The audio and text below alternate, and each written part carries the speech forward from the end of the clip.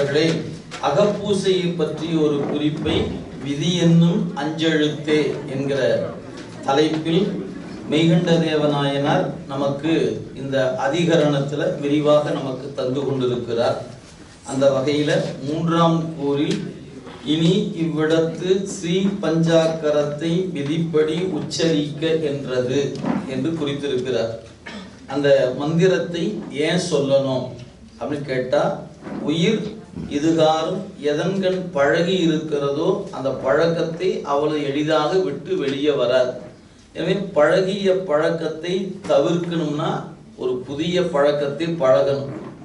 நீங்கள் பொதுவாக நாங்கள் உலகில் பார்த்தீங்கன்னா தெரியும், சில பேருக்கு நான் சும்மா புரிந்து கொள்வதற்காக சொல்லுகிறேனுங்க, புகைப்பிடித்தல் பழக்கம் இருக்கும், விடணும்னு தோணும், ஆனால் விட முடியாமே இருப்பாங்க. அதுக்கு என்ன பண்ணுவாங்க, இந்த பாக்கு, ரோஜா பாக்கு, அந்த பாக்கு, இந்த பாக்கு, இந்த பாக்கை வாயில் போட்டு பழகுவாங்க, அதை விட்டுருவாங்க, இதை பிடிச்சிருவாங்க, அப்புறம் இதை விட முடியாமல் கிடப்பாங்க. இதெல்லாம் உலகில் நம்ம பார்க்கக்கூடிய ஒன்று. ஆக ஒன்றை விடணும்னா இன்னொன்று பழகணும், அதை விட்டுடலாம் அப்படிங்கிறது தான் அடிப்படையாகும். அப்போ நம்ம என்ன பண்ணணும், பாசத்தை விடணும்.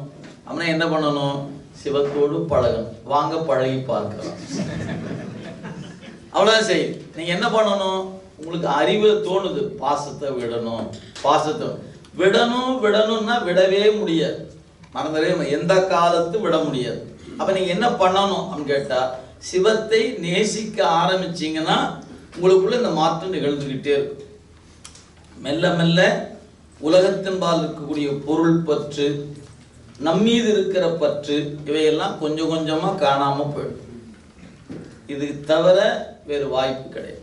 எனவே இறைவனை விரும்பினால் அன்றி இந்த மாற்றம் உயிரிடத்தில் நிகழாது என்பதற்கு திருவுந்தியார் என்கிற சாத்திர நூல் சொல்லுச்சு, பழக்கம் பழக பழகுவது அன்றி உழப்புவது என்னே உந்தீவர், ஒரு பொருளாலே என்று உந்தீவர. பழக்கம் பழகணும். நீங்கள் நான் மாவிலேயே பழகிட்டோம், சீவா பக்கமே போகாமல் இருக்கிறோம். எனவே சீவாவோடு பழகு, நாம கலந்து போயிடும். நீங்கள் மெய்ப்பொருளை பற்றத்தோடனா போய் காணாமல் போயிடும். நீங்கள் சில பேருக்கு வாழ்க்கையில் பழக்கமாக இருந்திருக்குங்க. இப்போ நம்ம இந்த இடம்னு இல்லை, நான் நம்ம ஊரை வச்சுக்கிட்டே சொல்கிறேன். ஒரு நிலையில் இருக்கிறோம், படிச்சிருக்கிறோம், கல்லூரி வந்தோம், அப்படியே ஒரு வாரம் வந்து அப்புறம் அந்தந்த கட்டத்தில் ஒரு வட்டம் இருக்கும். இது பள்ளி தோழர்கள், கல்லூரி தோழர்கள் அப்படின்னு ஒரு வட்டம் இருக்கும். இன்றைக்கி எங்கே வந்துட்டோம், அடியார் வட்டத்துக்குள்ளே வந்துட்டோம். இப்போ நம்ம எனக்குள்ளே எடுத்துக்கிட்டால் பள்ளி தோழர்னு ஒரு வட்டம் போடலாம், அதுக்கு அடுத்து கல்லூரி தோழர்னு போடலாம். இப்போ அடியார் வட்டம் வந்தாச்சு. பள்ளிக்கூடத்தில் இருக்கும்போது என்ற சில பழக்கம் இருக்கும், கல்லூரியில் இருக்கும்போது சில நண்பரோடு சில பழக்கம் பழகியிருப்போம், அடியாரோடு இப்போ சில பழக்கம் பழகி இருக்கிறோம். இப்போ நான் அடியாரோடு பழக என்னான்னு கேட்டிங்கன்னா, கல்லூரி படித்த தோழர்களும் பள்ளியில் படித்த தோழரும் என்னை விட்டு விலகிறான். ஏன், இவங்க கூட பூசினா நம்ம நெத்திலையும் பூசி விட்டுருவான்டாம, அப்புறம் நம்மகிட்டையும் ஒன்று கட்டி விட்டுருவான் அவன், டே ஹாய் அப்படின்னு பார்த்து அதோட நின்றுக்கு அவன்கிட்ட போயிடாத. ஏன், வாயை திறந்தா என்னமோ சிவபுராணங்கிறான், சிவாயங்கிறான், என்னமோ ஏ நண்பா அவன்கிட்ட கொஞ்சம் கவனமா இரு, ஏன் அவன்கிட்ட சொல்லுவான். ஏன் அதுக்கு முன்னே நம்ம என்ன வந்திருப்போம், அவனோட போய் நாமளும் கிளாஸுக்கு நீ தம்பி எனக்கு கொஞ்சம் ஊற்று, மாப்பிள்ளை எனக்கு கொஞ்சம் ஊற்று அப்படின்னு சாப்பிட்டு அங்கே உட்கார்ந்துருந்தோம். நேற்று அவனோடு பழகும் போது அந்த பழக்கத்தில் இருந்தோம். இப்போ அடியாரோடு பழகுனேன், இப்போ அந்த பழக்கத்தை தவிர்த்து இந்த பழக்கத்துக்கு வந்தோடனே அந்த பழக்கம் காணாமல் போயிடுச்சு. நேற்று நான் அசைவம் சாப்பிட்டுட்டு தான் இருந்தேன், இப்போ பெருமான்கிட்ட வர வர என் அசைவம் இன்னைக்கு என்னை விட்டு போயிடுச்சு. அப்போ இப்போ எனக்கு என்ன தெரியுது அப்படின்னு கேட்டால், இறைவனை நேசிக்க நேசிக்க என்னிடத்தில் இருக்கக்கூடிய தவிர்க்க வேண்டியவை தானாகவே தவிர்க்கப்பட்டு கொண்டு இருக்கிறது, தவிர்ந்து கொண்டு இருக்கிறது. இதுதான் ப்ராக்டிக்கலாக நீங்கள் பார்க்கக்கூடிய உண்மை இதுதான். அப்போ நம்ம என்ன பண்ணணும், சிவத்தை நேசிக்க வேண்டும். அதை நேசத்தை நீங்கள் வளர்த்துக்கிட்டே போனால் இந்த பக்கம் அது தேய்ந்து கொண்டே இருக்கும், கழிந்து கொண்டே இருக்கும். உங்களை அறியாமலே ஒரு மாற்றம் நிகழும். நீங்கள் அவன் விரும்பினாத்தான் இது நிகழும், அவனை விரும்பாத வழி இந்த மாற்றம் ஒருபோதும் நிகழாது. நீங்கள் பாசம் விட்ட பிறகு பதியை பிடிக்கலாம் அப்படின்னு நினச்சிங்கன்னா, கடலில் அலை ஓய்ஞ்ச பிறகு குளிச்சுக்கலாங்கிற மாதிரி. அலை என்னைக்காவது ஓயுமா என்ன, ஒருபோதும் ஓயாது. அப்போ நாம் என்ன பண்ணணும், திருவருளை பிடி, இது கலந்து போயிடும். இதுதான் உபாயம். அதுக்கு தான் மெய்கண்டா நமக்கு உபாயம் சொல்றார். நீ என்ன பண்ணணும்? இந்த உலகம் நிலையில்லாதது என்பதை தெரிந்து கொண்டாயா இல்லையா? தெரிந்து கொண்டேன். சரி, திருப்பி நான் அதில் போய் அழுந்தாம இருக்கணும். என்ன பண்ணணும்? மந்திரத்தை சொல்லு. அசத்தை அசத்தென்று காண, அசத்தை விட்டு நீங்க சத்தாய் உள்ள சிதம் தோன்றும் சொல்லியாச்சு. அப்ப நிலையில்லாத பொருளை நிலையில்லாதவை என அறிந்து நீங்கணும் சொல்லிட்டாரு. நீங்கணும் சொன்னது இங்க அறிவா நீங்க சொன்னார். மறந்துருக்கும். நீங்கணும்னா விட்டு நீங்குதல் அல்ல, அறிவால நீங்குதல் அப்படிங்கிற உணர்வு வந்துட்டுனா உங்களுக்கு அந்த பொருள் மயக்கம் இருக்காது. இது எப்ப வரும்? சிவத்தை நேசித்தால் அன்றி வராது. அதுக்கு வேற எந்த உபாயம் இல்லை. அதுக்கு நம்ம என்ன பண்ணோம்? ஒரு வாரம் எனக்கு தெரிஞ்சிருச்சு, நிற்க முடியலன்னு சொன்னா நீங்க மந்திரம் சொன்னாதான் நிற்க முடியும். மந்திரம் சொல்லாம அந்த நெறியில நிற்க இயலாது. இது அப்படியே ஒரு வரி சொல்லணும்னா, நான் பெற்ற இன்பம் பெருகை வையகம், வான் பற்றி நின்ற மறைப்பொருள் சொல்லிடின், ஊன் பற்றி நின்ற உணர்வுறு மந்திரம், தான் பற்ற பற்ற தலைப்படும் தானே தலைப்படும். பற்ற பற்ற தானே தலைப்படும். எவ்வளவுக்கு எவ்வளவு பற்றுகிறாயோ அவ்வளவுக்கு தலைப்படும். நீங்க பற்றுதை விட்டு விட்டா தலைப்படுதல் இல்லை. எனவே அடிப்படை அங்கதான் நிற்குது. எனவே அந்த பெருமானை நாம பற்றணும். அந்த உயிருக்கு அந்த விருப்பம் எழணும். எழுகிற பொழுது நீ மந்திரத்தை சொல். அதை எப்படி சொல்லணும் போது முறைப்படுத்துற. 5 எழுத்து மந்திரத்தை நெஞ்சத்தாமரையில் வைத்து சிவலிங்க வடிவமா வச்சு அவரை பூசை பண்ணு, நாவியில வச்சு வேள்வி பண்ணு, புருவ மத்து வச்சு தியானித்தல் வேண்டும். அப்படி தியானித்து வந்தீங்கன்னா ராகு கேது போன்ற கோள்கள் கிரகண காலங்களில் புலப்படுவது போல உன் அறிவுக்குள் ஒரு நாள் புலப்படும். இதான் 2 உதாரணம் பார்த்துட்டோம். இப்ப அந்த தத்துவ மலர் என்கிறார்களே என்ன, அதைத்தான் இப்ப சொல்ல போறார். ஆக மண் முதல் நாளம் அதை பத்தி உரை சொல்ல வர்றாரு. கீழே பாருங்க, பக்கம் 153வது பக்கம். நன்னில் உள்ள தாமரையின் இயல்பை அறிய புகுந்தால். நன்னுதல் அப்படின்னா நெருங்கி வருதுன்னு பேர். நன்னி நான் தொழ நயந்து அருள்புரி என பணிந்தார். அங்க நன்னுதல் என்பதற்கு அருகி நெருங்கி நிற்றல் பொருள். இங்க நன்னுதல் என்பதற்கு அறிய புகுதல் பொருள். ஒரு சொல் இடத்துக்கு தக்க பொருள் தரும். அப்ப இந்த இடத்துல நன்னுதல் என்பதற்கு விரும்பி நிற்றல் இல்ல, அறிய புகுந்தால். பாருங்க, உள்ள தாமரையின் இயல்பை அறிய புகுந்தால். மண் முதல் நாளம் 36 தத்துவங்களுள் நிலம் முதலிய 24 ஆன்ம தத்துவங்களும் தண்டு வடிவாய் இருக்கும். அப்படின்னா இப்ப நீங்க கற்பனையாக இப்ப ஒரு தாமரையை எடுத்து பார்த்துட்டீங்கன்னா தண்டு நீளமா இருக்கும். அந்த தண்டுல மலர் விரிந்து இருக்கிறது. அப்படி விரியும் போது இந்த நீளமான தண்டு 24 கூறு. அப்ப அது நீங்குதல் என்பது என்ன? மண். நீங்க போதிக்கணும்னா மண் தத்துவம் போற்றி, நீர் தத்துவம் போற்றி. ஏன் போற்றித்தான் நீங்க பேணு தத்துவம் அது. அதனால நீங்க போற்று, அந்த போற்று வணக்கம், மண்ணுக்கு வணக்கம், நீருக்கு வணக்கம், நிலத்திற்கு வணக்கம் என்று ஒன்றொன்றாக நீங்க இதை அப்படி மணல்ல பாவிக்கணும். அப்ப மண் தத்துவம் போற்றி, நீர் தத்துவம் போற்றி, நெருப்பு தத்துவம் அப்படின்னா வரிசைப்படுத்திடுங்க. 36 இப்ப 24க்கு வந்தாச்சு. இப்ப அடுத்து தாமரை மலர், விரிந்த தாமரை. இந்த தாமரையில 8 இதழ் தான் இருக்கிறது. இங்க இருக்கக்கூடிய தாமரை 8 இதழ் தான். அப்ப நமக்கு 8 இதழ் அப்படிங்கும் போது ஆன்ம தத்துவத்துக்கு மேல இருப்பது வித்யா தத்துவம்னு பேர். 7 தத்துவம் தான் இருக்குது. காலம், நியதி, கலை, வித்தை, அராகம், புருடன், மாயை. இந்த 7 தான் வித்யா தத்துவம். ஆனா இதழ் என்பது 8 இதழா இருக்குது. அப்ப ஒண்ணு பற்றாக்குறையில் இருக்குது. அப்ப என்ன பண்ணும்? சிவ தத்துவத்துல மேல இருந்து ஒண்ணு வச்சுக்கணும். கீழே சிவ தத்துவத்துல மொத்தம் 5 தத்துவம் இருக்குது. மேல இருந்து எடுத்துட்டா நாதம், விந்து, சதாசிவம், மகேஸ்வரம், சுத்த வித்தை. அப்ப அந்த சுத்த வித்தையை கொண்டாந்து ஒரு இதழ் தாமரையா கருதும். 24 தத்துவங்கள் தண்டு, காலம் போற்றி, நீதி போற்றி, கலை போற்றி, வித்தை போற்றி, அராகம் போற்றி, புறன் போற்றி, மாயை போற்றி, சுத்த வித்தை போற்றி. அப்படின்னா 8 இதழ் தாமரை. இப்ப தாமரை என்னாச்சு? விரிந்த தாமரை. தாமரை பூ விரிந்து இருக்கிறது. சரி, தாமரையில சுத்தியும் பார்த்தீங்கன்னா கேசரங்கள், மகரந்த துகள்கள் இருக்கக்கூடிய பகுதி இருக்கும். நடுவுல ஒரு பொகுட்டுன்னு இருக்கு பேர், விதைகள் இருக்க பகுதி ஒன்று இருக்கும். இந்த மகரந்த கேசரங்களும் பொகுட்டும் இருக்கும். அந்த மகரந்த கேசரங்களாக இருக்கக்கூடிய பகுதியை 2 தத்துவங்கள் சேர்ந்து அந்த கேசரங்களாக இருக்கிறது. அப்ப நமக்கு இருக்கு சுத்த வித்தை. அதுக்கு மேல இருப்பது மகேஸ்வரம், சதாசிவம். இந்த மகேஸ்வரமும் சதாசிவம் தான் அந்த கேசரங்களாக இருக்கின்றன, மகரந்த துகள்குரிய பகுதியாக இருக்கிறது. அப்ப அதை நீங்க நினைக்கும் போது இந்த தத்துவத்தின் பெயரை சொல்லி அதை நம்ம போற்றணும். சரி, அடுத்தது பொகுட்டு. இந்த பொகுட்டு என்பது சக்தி தத்துவம். அதுல விதைகள் இருக்குது பாருங்க, சிவதத்துவம். இப்ப 36 தத்துவம் முடிஞ்சிருச்சு. இப்ப அந்த பெருமான அந்த பொகுட்டுல வச்சு பூசை பண்ணணும். தாமரை, விரிந்த தாமரையில பொகுட்டின் மீது வைத்து சிவலிங்க திருமேனியாக அவரை பூசை பண்றோம். குறிப்பு பாருங்க, இப்போ உரை பகுதி நீங்க பார்த்துக் கொள்ளுங்க.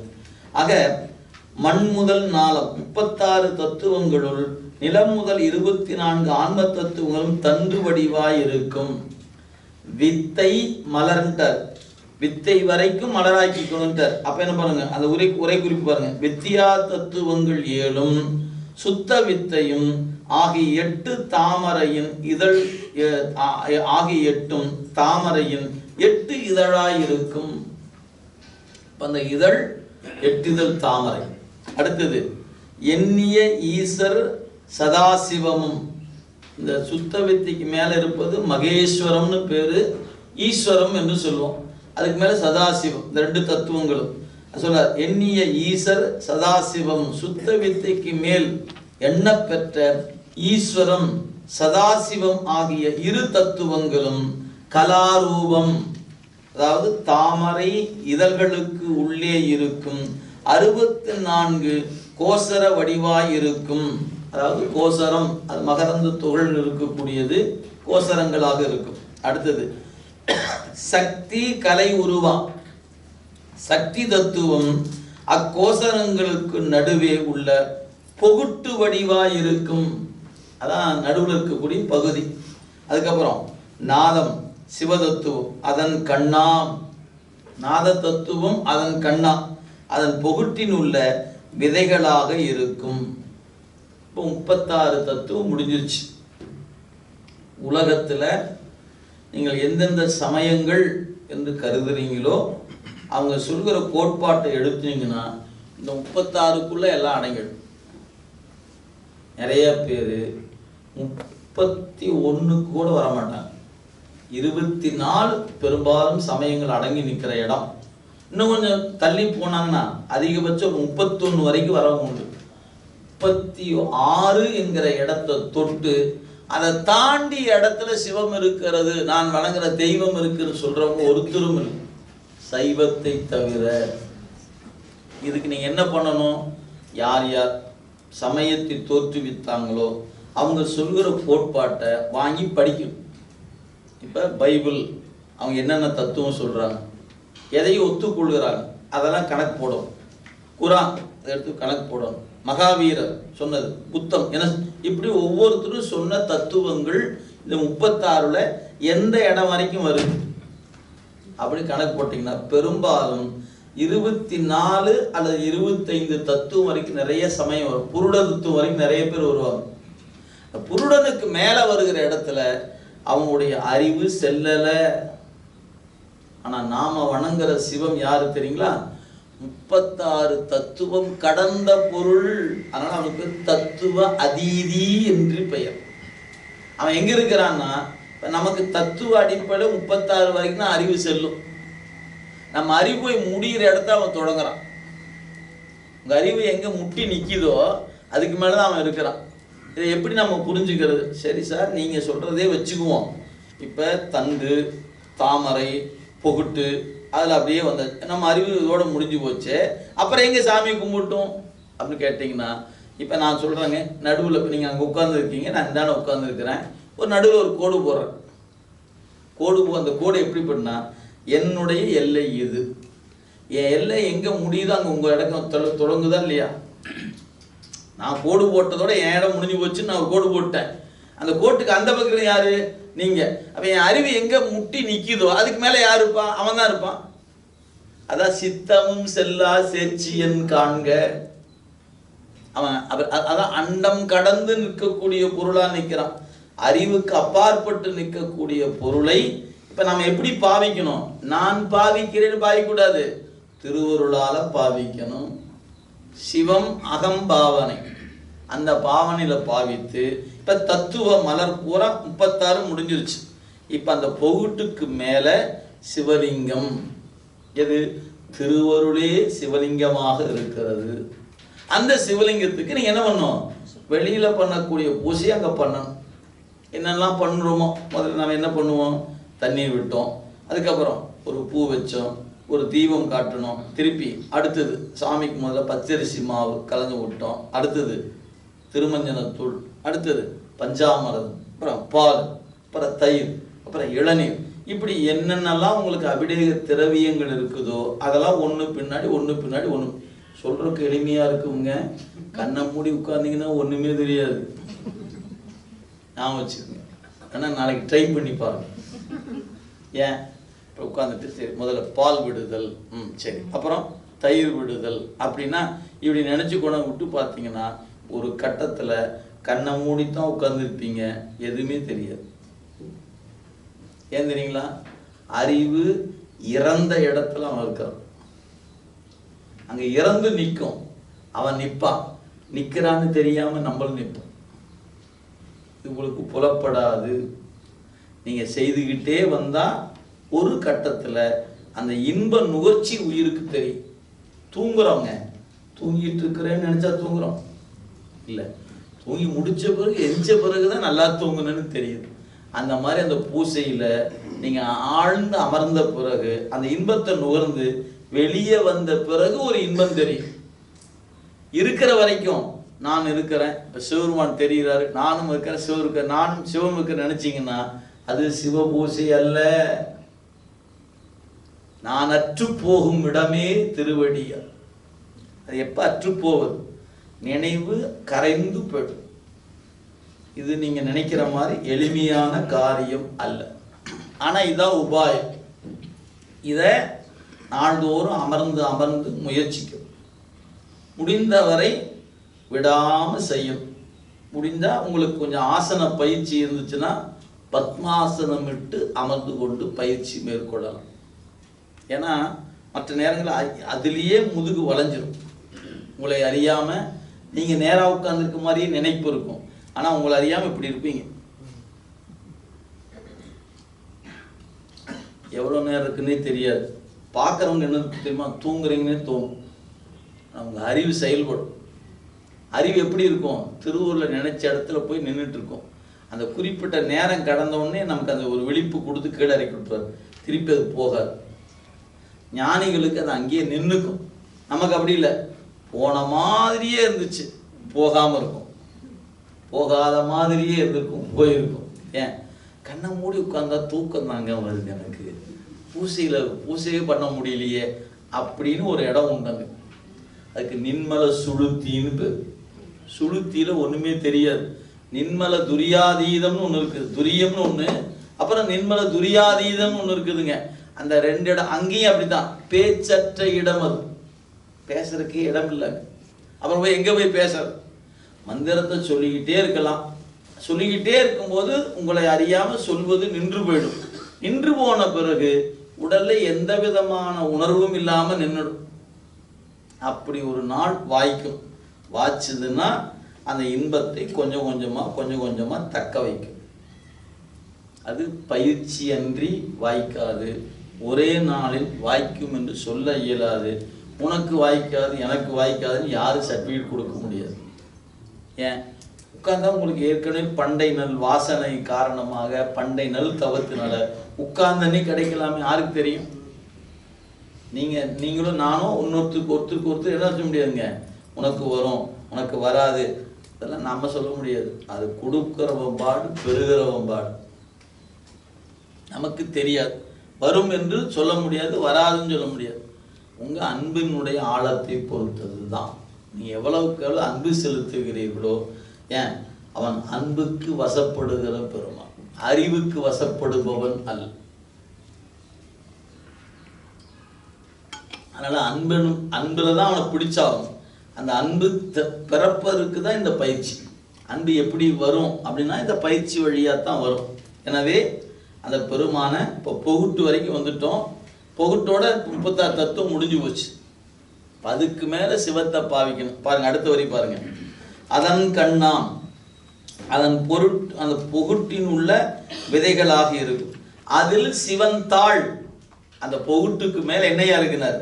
அத்தகைய உள்ள தாமரையில் 36 தத்துவங்களையும் ஆசனமாக, ஆசனம்னா என்ன தெரியுங்க? பலகை, உட்காருவதற்கான பலகைக்கு ஆசனம் பேர். சாமி எங்க இருக்கிறாரு? 36 தத்துவத்தை ஆசனமா வச்சிருக்கிறார். அதுக்கு மேல அவர் இருக்கிறார் அந்த இடத்துல. அதான் ஆசனமாக. சிவனுடைய சக்தி, அருள், கருணை அவனுடைய திருமேனியாக இருக்கும். அங்க திருமேனி என்பது எது? சக்தி தான் திருமேனி, திருவருள் தான் திருமேனி. இப்ப அந்த திருமேனி படிகமா இருக்குமா, ஐம்பொன் இருக்குமா, கல்லா இருக்குமா? எப்படிங்க கற்பனை பண்றது?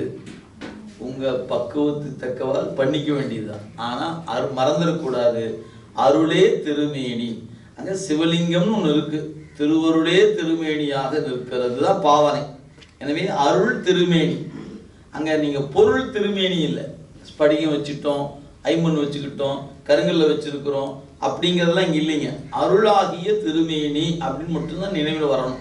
எனவே சிவனுடைய சக்தியாகிய கருணையே திருமேனியாக நிற்க நிலையாம் நேர் நிலை பெற்றிருக்கும் அத்திருமேனியை அஞ்செழுத்தால் வழிபடுவாயாக அப்படின்ட்டார். இப்ப சொல்லப்பட்டது பாட்டின் கருத்து. இன்னும் கொஞ்சம் ஒரு உரை குறிப்பு நமக்கு உரையாசிரியர் நமக்கு தருகிறார். கொஞ்சம் விரிவா இருக்குது பாருங்க. தத்துவங்கள் 36 வகைப்படும். நிலம் முதல் 24 தத்துவங்களை உந்தி இடத்து தோன்றி 8 விரல் அளவுற்ற அடித்தண்டாக கொள்ள வேண்டும். எவ்வளவுக்கான அளவு பாருங்க, 8 விரல். எப்படி? இவ்வளவுதான். இங்கிருந்து அடிச்சிட்டிங்கன்னா அவங்கவுங்க தொப்புல அவங்கவுங்க கையில 8 விரல். இங்கிருந்து அந்த தண்டு இப்படி மேல வந்திருக்குது. அதுக்கப்புறம் விரியணும் பாருங்க, 8 விரல். அது தத்துவங்களாக. அப்புறம் பாருங்க, வித்தியா தத்துவங்கள் 7ஐயும் சுத்த வித்தையும் சேர்த்து 8 தத்துவங்களை அத்தண்டின் மேல் உள்ள 8 இதழாக கொள்ள வேண்டும். அதுக்கு அடுத்தது ஈஸ்வரம், சதாசிவம் ஆகிய தத்துவங்களை அவ்விதழுக்கு மேலே உள்ள மகரந்தங்களாக கொள்ள வேண்டும். சக்தி தத்துவம் அந்த மகரந்தங்களுக்கு மேலுள்ள பொகுட்டு வடிவமாக கொள்ள வேண்டும். சிவதத்துவம் அப்பொகுட்டின் மீதுள்ள விதைகளாக கொள்ள வேண்டும். இவ்வாறு 36 தத்துவங்களாகிய தாமரை மலரில் சிவபெருமானின் திருவடியை 5 எழுத்தால் பூசிக்க வேண்டும். இது பாட்டின் கருத்தை அப்படியே உரைநடையில கொடுத்துட்டார். இப்படி பூசிக்கும் போது எப்படி பூசிப்பு, மந்திரத்தின் வகை ஒரு பட்டியல் கொடுத்தார் ஆசிரியர். பாருங்க, சைவத்திற்கு சிறந்த மந்திரம் 5 எழுத்து மந்திரமாகும். நீங்க என்ன மந்திரத்தின் பேரு சொன்னாலும் அவையெல்லாம் 5 எழுத்துக்கு மேல எந்த மந்திரமும் இல்லை. நீங்க விளங்கி கொள்வதற்காக நான் சொல்றேனுங்க, வேற ஒன்றும் இல்லை. நீங்க அந்த வடமொழி சார்ந்து நிறைய மந்திரங்கள் சொல்லுவாங்க.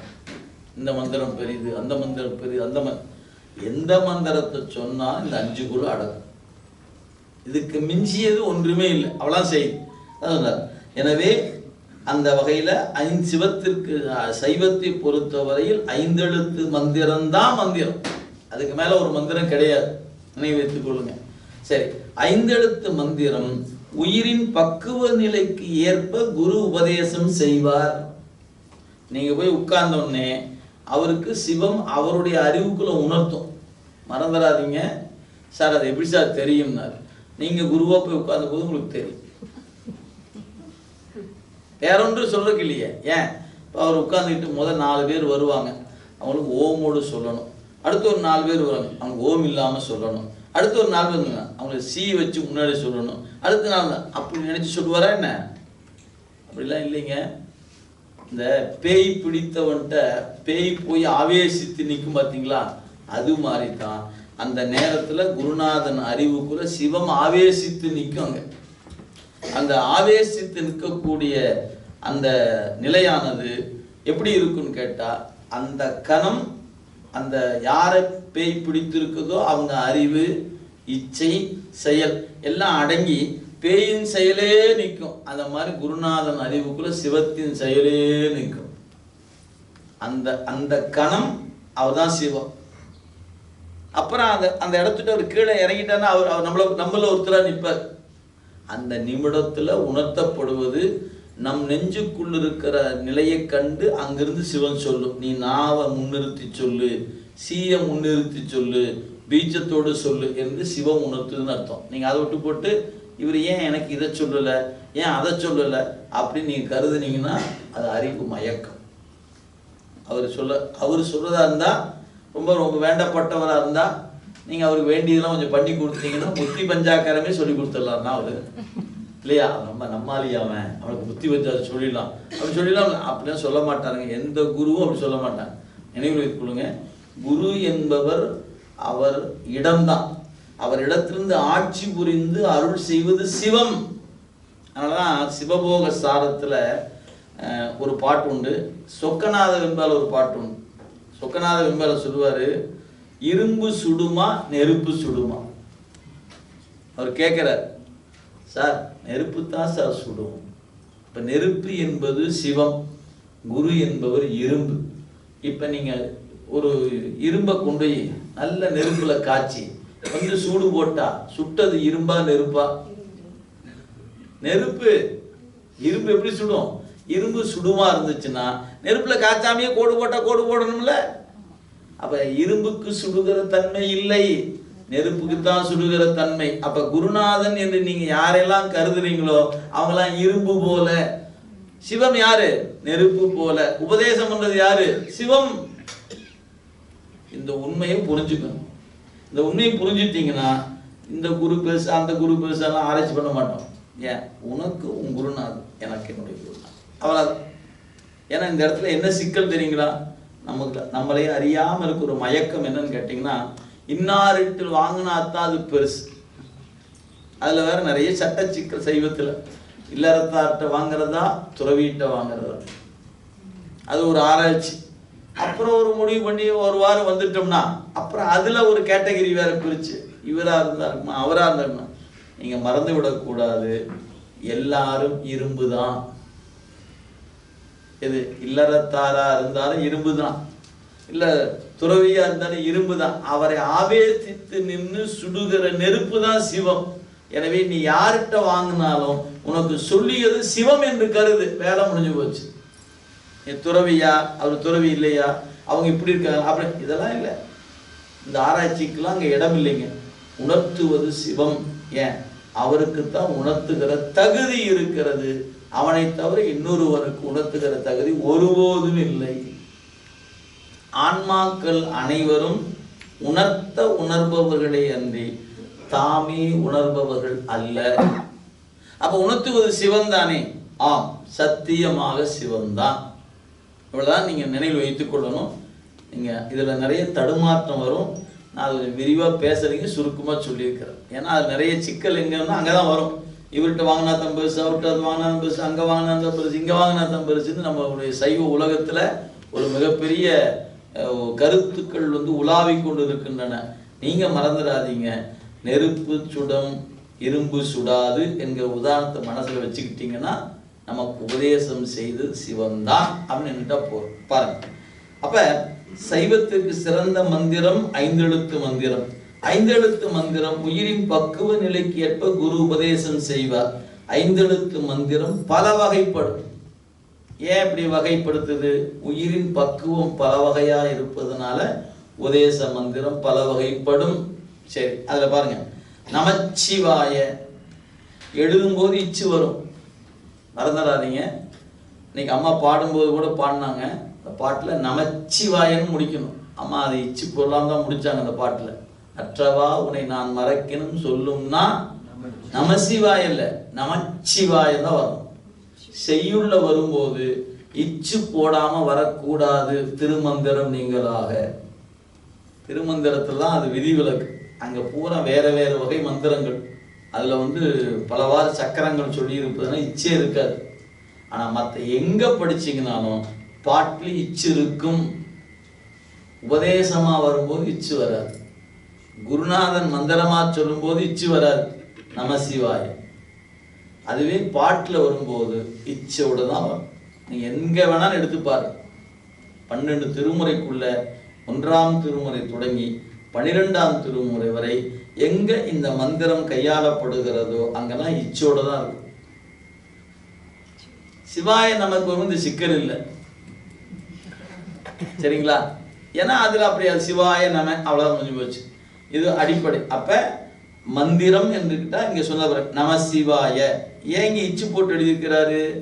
அது சொல் முறைனால எழுதியிருக்கிறார். நீங்க அந்த இச்சு என்பது பொருளுக்கு வரும்போது வராது.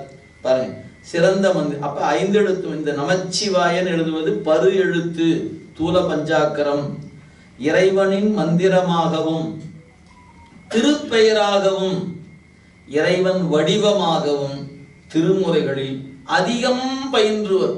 நீங்க நம்மளுடைய நூல் எடுத்து பார்த்தீங்கன்னா அதிக அளவு பயன்படுத்தப்பட்ட மந்திரம் நமச்சிவாய தான். அதுல குறைந்த அளவு சொல்லப்பட்ட இடம் சிவாய நம. அதுல இருந்து கொஞ்சம் குறையும். அடுத்து பாருங்க, சிவாய நம நுண் 5 எழுத்து, சூக்கும பஞ்சாக்கரம் என்று பெயர். 5 எழுத்தும் 5 சொற்களாகும். 5 எழுத்து 5 சொல்லாகிறது. அந்தியும் நண்பகலும் அஞ்சுவதம் சொல்லி, சுந்தரமூர்த்தி நாயனாருடைய தேவாரம். சி சிவன், வா திருவருள் சக்தி, யா உயிர், நா மறைப்பு, மா ஆணவ மலம். எனவே 5 எழுத்து 5 பொருள் சொல்லும். இதைத்தான் உண்மை விளக்கத்துல சிவன் அருள் ஆவி திரோதம் மலம் 5 அவன் எழுத்து 5 அடைவாம் என்ற பாடல் நம் முன்ன படிச்சதுங்க. நினைவுபடுத்தி கொடுங்க. சரி, நானேயோ தவம் செய்தேன் சிவாய நம என பெற்றேன். சான்றுக்கு தவமே செய்யல, எனக்கு சிவாய நம கிடைச்சதுன்னு பாடியிருக்கிறார். அவருடைய பக்குவம் காரணமா அப்படி பாடிட்டார். சரி, சிவாய நம என்று சிந்தித்திருப்போருக்கு அபாயம் ஒரு நாளும் இல்லை. அவ்வை பிராட்டியார் பாட்டு மேற்கோள் காட்டிட்டார். இனி 3வது பாருங்க, சிவய சிவ. அதி நுண் 5 எழுத்து, அதாவது அதிசூக்கும பஞ்சாட்சரம். இதுக்கு பேர் முத்தி பஞ்சாக்கரம் என்று பெயர். இருதலை மாணிக்கம் என்றும் வழங்கப்பெறும். இருதலை மாணிக்கம், யார் நடுவில் இருக்க 2 பக்கம் சீவா நிற்குது. எனவே இருதலை மாணிக்கம் என்றும் அதுக்கு ஒரு வேறு பெயர் இருக்கிறது. சரி, அடுத்த மந்திரம் பாருங்க, சிவ சிவ. யாவே காணோம், என்ன ஆச்சு, எங்கேயா போச்சு அப்படின்னு கேட்டா, எல்லாம் அவன் செயல், எல்லாம் அவன் செயல் என்று கருதி கருதி தன்னை முற்றிலுமாக இழந்து நிற்பதனால, வாக்குள்ள தன்னை ஒடுக்கி கொண்டதுனால யா தெரியல. அப்ப இங்க யா எப்படி இருக்குது? மறை பொருளாக மறைஞ்சு நிக்குது. எதோடு கூடி நிக்குது? வாவோடு கூடி நிக்குது. இந்த வா என்ன பண்ணும்? யாவை தங்கிட்ட வச்சுக்காது. ஏய் நீ நம்பா, நீ போய் சிவத்திட்ட போய் சேருப்போ நாங்கள் அனுப்பிச்சிடும். அப்படி அனுப்பும் போது அனுபவம் நிகழும். அனுபவம் நிகழும் பொழுது சிகரம் யகரம் வகரமா நிற்கும். ஆனா கண்ணுக்கு தெரியாது. அப்போ ஒரு எழுத்து தான் தெரியும். ஏன்? இந்த வாவோடு கூடிய யா வாவாக நின்று வா சீல போய் அழுதும் போது சீயா நின்றுடும். அப்ப அங்க என்ன தெரியும்னா ஒரு எழுத்து தான் தெரியும். ஆனா உண்மையிலேயே அங்க 3 பொருள் உண்டு. சிவம் உண்டு, உயிர் உண்டு, அருள் உண்டு. 3 அங்க நிற்கும். ஆனா தெரியும் போது ஒண்ணுதான் தெரியும். பாருங்க, சிவ சிவ என்பது காரண 5 எழுத்து அப்படி சொல்லப்படுது. எனவே காரண பஞ்சாக்கரம் என்று பெயர். அதுக்கு அடுத்து பாருங்க, சி பேரெழுத்து, மகா பஞ்சாக்கரம்.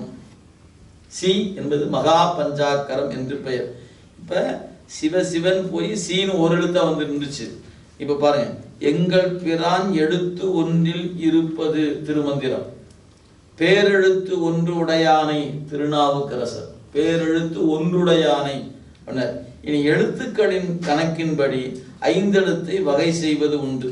ஓரெழுத்து சி, 2 எழுத்து சிவ, 3 எழுத்து சிவாய, 4 எழுத்து சிவ சிவ, 5 எழுத்து நமச்சிவாய சிவாய நம, 6 எழுத்து ஓம் சேர்ந்துச்சுன்னா 6 எழுத்து, 8 எழுத்து ஓம் ஹாம் ஹம் சிவாய நம. இது மந்திரத்தின் வகை. சரி, 5 எழுத்துக்கள் பற்றி நூல்களில் படிக்கலாம். ரொம்ப ரொம்ப இன்றியமையாத குறிப்பு, ஞாபகம் வச்சுக்கோங்க. இப்போ சொல்வது இதுவரைக்கும் படிச்சது நூலில் சொன்னது, உமாபதி சொன்னார், அருண் சொன்னார், மெய்கண்டார் சொன்னார், அப்படின்னு சொன்னதெல்லாம் சொல்லிட்டார். இப்போ வருவது இன்றியமையாத குறிப்பு. 5 எழுத்துக்கள் பற்றி நூல்களில் படிக்கலாம். 5 எழுத்து அமைந்துள்ள பாடல்களை தோத்திரமாக ஓதலாம். படிக்கலாம், ஓதலாம். சரி, விளக்கம் கூறலாம், பொருள் விளக்கம் கூறலாம். சரி, மந்திரமாக ஜெபிக்கும் போது போட்டு வச்சுக்கங்க. மந்திரமாக ஜெபிக்கும் போது நாம ஜெபிக்க கூடாது. நீங்களா பரவாயில்லையே 7 இருக்குது, நாளைக்கு காலையில் பூச ரூமில் போய் உட்காந்து துண்டுச்சீட்டை எழுதி போட்டு சி சிவ சிவ சிவய சிவ எல்லாம் எழுதி போட்டு எது வருதோ அதை சொல்லிக்கலாமா? அப்படிலாம் சொல்லக்கூடாதுங்க. குருநாதன் தான் சொல்ற.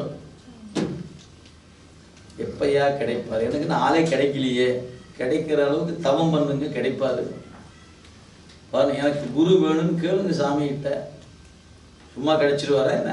அவரை மளிகை கடை சரக்கா என்ன கடையில் போய் வாங்கிக்கிறதுக்கு இல்லை. சரியை கிரியை யோகம் இது செய்யாம குரு உபதேசம் பண்றதுக்கு வரமாட்டாரு.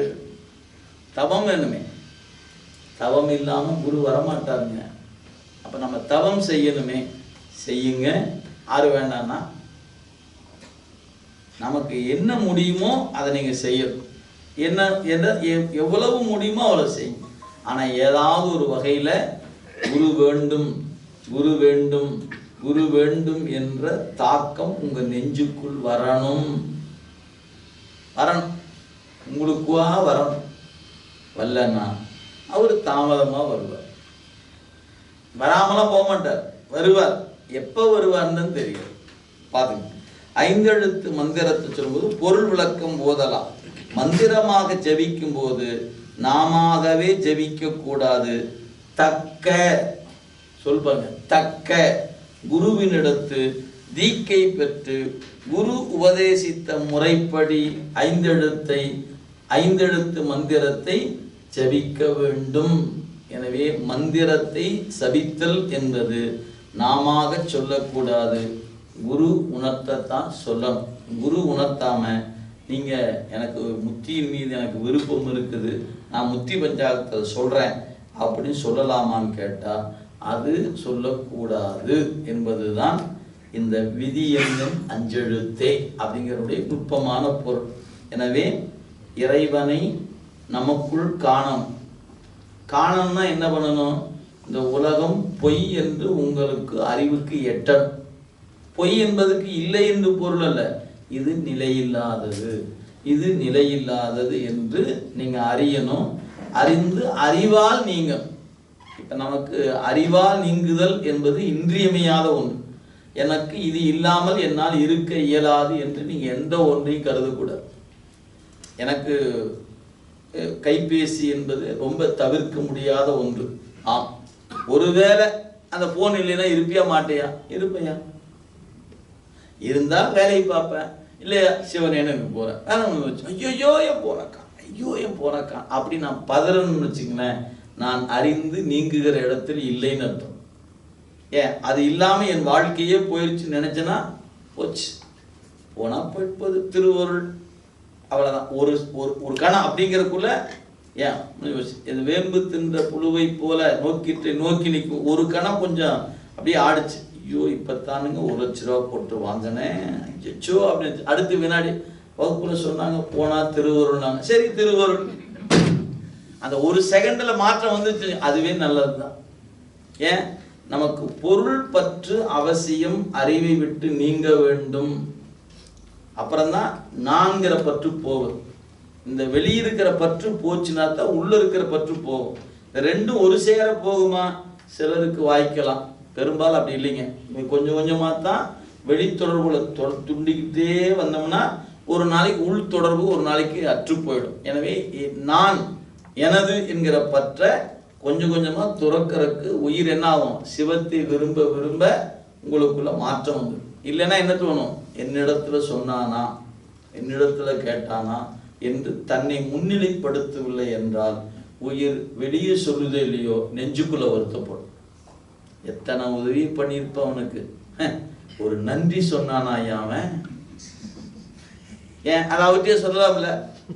ஐயோ அது சொல்லலாம் கூடாது, அவனா சொல்லுவான்னு பார்த்தேன், தாயா உலகம் தாயா உலகம் அப்படின்ட்டு தனியா போய் உட்காந்து புலம்பிட்டு இருப்போம். சொல்லலையா திருவருள் சொன்னாரா? சரி ஒருவேளை வந்து ஐயா ரொம்ப நன்றி, உங்களால தான் எல்லாமே நடந்துச்சு, ஐயா மன்னிக்கணும், நம்மளால ஒண்ணுமே நடக்காது, எல்லாம் அவரு செய்யற வேலை, நான் வெறும் கருவி தான், நீங்க சொன்ன நன்றியே நான் போஸ்ட் பண்ணிடுறேன் சார், போஸ்ட் அப்படி என்ன ஒண்ணு பெருமானுக்கு அப்பவே அனுப்பிச்சிடணும். ஏன் கொஞ்ச நேரம் வச்சுட்டு இருந்தோம், ஏதாவது மாறினாலும் மாறி போயிடுவோம். அதனால ஒண்ணும் சார் போஸ்ட் அப்படின்னு அப்பவே போட்டு விட்டுருணும். இல்லையா முதல் ஆரைக்கும் சாமி இன்னைக்கு போறேன், எங்க இன்னைக்கு ஒரு விழா இருக்குது, சில வேலையெல்லாம் செய்யணும், யாராவது என்ன பாராட்டினாங்கன்னா இப்பவே சொல்லி வச்சிடறேன், அது எனக்கு இல்லை உனக்கு. அக்கௌண்ட் டிரான்ஸ்ஃபர், பர்மிஷன் கிராண்டட் அப்படின்னு ஒப்புதல் கொடுத்துட்டீங்கன்னா உங்களை பாராட்டும் போது அவர்கிட்ட போயிடும். நீங்க மறந்தா கூட வச்சுக்கலாம்னு நினைக்க கூட, டே என்கிட்ட சொல்லிட்டு நான் எடுத்துக்கிட்டேன்னு எடுத்துட்டு வர வேலை முடிஞ்சு போச்சு. ஆனா நமக்கு என்ன தெரியுங்களா, ஒரு அங்கீகாரம் வேண்டாமா ஐயா? நமக்கு வீட்லயே எல்லாரும் அப்படித்தானுங்க நினைக்கிறோம். சமைச்சு வச்சுட்டோம், பரிமாறும் போது சாப்பிடும்போது சாம்பார் நல்லா இருக்கு சொன்னா என்ன கெட்டு போச்சு, சொல்ல மாட்டேங்கிறாரு மனுஷன். வேற வந்தாரு, உட்கார்ந்தாரு, சாப்பிட்டாரு, எஞ்சி போயிட்டாரு, இன்னொரு தடவை ஊத்துனாரு, ஊத்தியாச்சு, நல்லா இருக்குன்னு சொல்லாமல்ல, சொல்லல. இப்ப அந்த மனசு என்ன தவிக்குது? சாம்பார் நல்லா இருக்குன்னு சொன்னா முத்தா கொட்டிட போகுது, சொல்லலையே. இதுதாங்க மனசு ஏங்குது. ஏன் என்ன ஒரு பாராட்டு சொல்லலாம் இல்ல? இது பாராட்டலாம், அவர் பாராட்டிட்டா உங்களுக்கு வினை வந்து சேர்ந்துருங்கிறத மறந்துடாதீங்க. ஒருவேளை பாராட்டுறாருன்னு வச்சுக்கோங்களேன், அருமை, சாம்பார் மாதிரி நானும் சரவண பவனை சாப்பிட்டு பார்த்தேன், அந்த பவனை சாப்பிட்டேன், எந்த பவனும் இது போல இல்லை அப்படின்னா சிவசிவா சிவசிவா சிவசிவா எல்லாம் சிவருமான் கொடுத்ததுங்கன்னு நீங்க கையை கொண்டு தூக்கி அங்க போஸ்ட் பண்ணணும். அது ஒரு வீடு அப்படியே கிரு நின்னீங்கன்னு வச்சுக்கோங்க, அப்படி நின்னீங்கன்னா பம்பு வந்து சேர்ந்தது. பாராட்டும் போது கவனமா இருங்க. எப்பவுமே உங்களை யாராவது திட்டுனான்னு வச்சுங்க, தைரியமா இருங்க. ஏன் உள்ளது உள்ளவாறு சொல்றான்.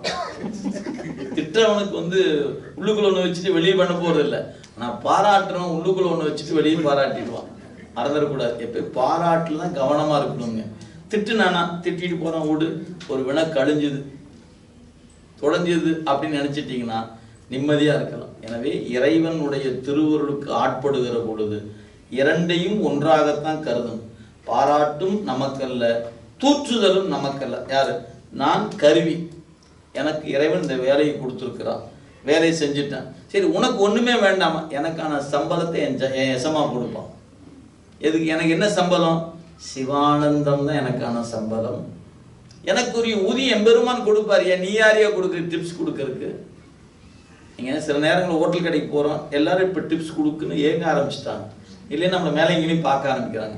சில ஹோட்டலில் இருப்பான், என் தொழிலாளிக்கு டிப்ஸ் கொடுக்காதுன்னே வச்சிருப்பான். ஏன்? நான் அவனுக்கு வேணுங்கிற வசதி பண்ணி வச்சுக்கிறேன், நீ டிப்ஸ் கொடுக்காதுன்னு இருக்கிறாங்களே.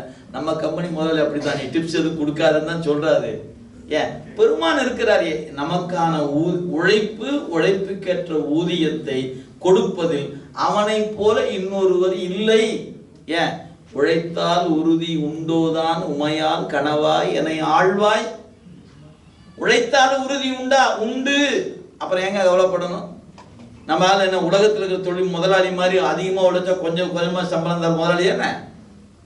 இல்ல இல்லைங்க. உழைப்புக்கேற்ற ஊதியத்தை தராசு தட்டுல போட்டு, எப்படி தங்கத்தட்டுல போட்டு நிறுத்தி கொடுக்கிற மாதிரி குறைபடாம கொடுக்கறதுல கருணை மிக்கவன் அவன். நீங்க உழைப்பை மட்டும் செய்யுங்க, ஊதியம் அவன் கொடுத்துருவான். நீ யாரு கொடுப்பதற்கு? யாராவது கொடுக்க வந்தனா வேண்டாம் வச்சுக்க, எங்க பாஸ் கொடுப்பார் அப்படி கையை காட்டி போயிட்டே இருக்கணும். அப்ப வந்தா தான் உங்களுக்கு என்ன தோணும்? என் கடன் பணி செய்து கிடப்பதுன்ற அறிவு உங்களுக்கு அப்பதான். இல்லைன்னா ஒருத்தரும் பாராட்டல, ஒருத்தரும் பாராட்டல, ஒருத்தரும் பாராட்டலன்னு அங்கேயே தேங்கி கிடக்குங்க. நமக்கு யார் பாராட்டும் தேவையில்லை. ஏன் நான் நீங்க பாராட்டுவதற்காக வேலை செய்யவில்லை, சர்வீஸ் பண்ணணும். என் அறிவுக்குள்ள இறைவன் உணர்த்தி இருக்கிறான், என் வேலையை நான் செய்யறேன். நீங்க பாராட்டுனா நான் ஏன் கூட சண்டை போடுவேன், சாமி சிவாய நம எல்லாம் உனக்கு, அவ்வளவுதான். இவன் எதிர்பார்த்து நிற்க வேண்டியதில்லை. யாராவது சொன்னாங்கன்னா எனக்கு வேண்டாம்ப்பா இது உனக்கு தாப்பான்னு கொடுத்துட்டீங்கன்னா உங்களுக்கு என்ன விளையும், சிவானந்தம் விளையும். ஏன்னா இது இறைவன் செயல் என்று உணர்ந்தீங்கன்னா, இல்லைன்னா நமக்கு இடர்பாடு தான் வரும் என்பதை மட்டும் நினைவில் வைத்துக் கொள்ளுங்கள் என்று சொல்லி, இதுவரைக்கும் நாம சாதனையர் 8ஆம் நூற்பால சாதனைக்குரிய குரு வந்தார், சாதிப்பது எப்படி என்று 9ஆம் நூற்பால சொல்லி கொடுத்தாச்சு. நீ என்ன பண்ணணும், சாதிக்க வேண்டியது நம்ம பொறுப்பு. சாதிச்சா என்ன வரும், பயன் வரும். எப்ப 10ஆம் நூற்பால பயன் தொடங்குகிறது, பயனை தொடங்குகிற இடம் 10ஆம் நூற்பால, பயன் விளைதல் 11ஆம் நூற்பால இருக்குது.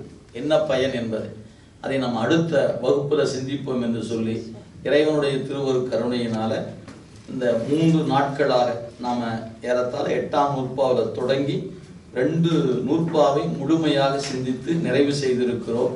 அந்த வகையில் அடுத்த வகுப்புல பயன் அப்படிங்கிற முறையில 9, 10, 11, 12 3 நூற்பாக்கள் இருக்கின்றன.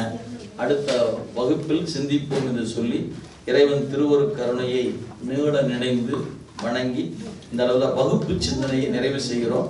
சில அன்பர்கள் ஏதோ வினாக்கள் கேட்க வேண்டும் என்று கேட்டிருக்கிறார்கள். எனவே வகுப்பை நிறைவு செய்துவிட்டு வினாக்களுக்கான விடையை சிந்திப்போம்.